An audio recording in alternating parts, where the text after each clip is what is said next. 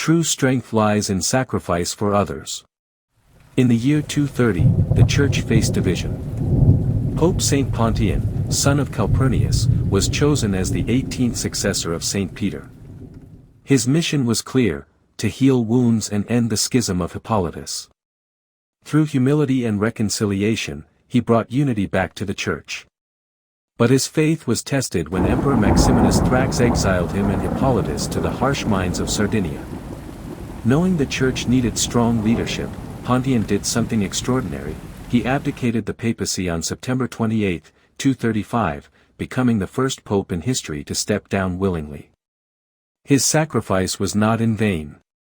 Though he died from the cruel treatment in exile, his remains were later honored in Rome by Pope Fabian, laid to rest in the sacred catacombs of Callistus. Pontian's life reminds us that true leadership is not about power, but about service, humility, and unity. Lord, grant us the humility of Pope Saint Pontian, that we may seek unity over division, and serve you with courage and love. Amen.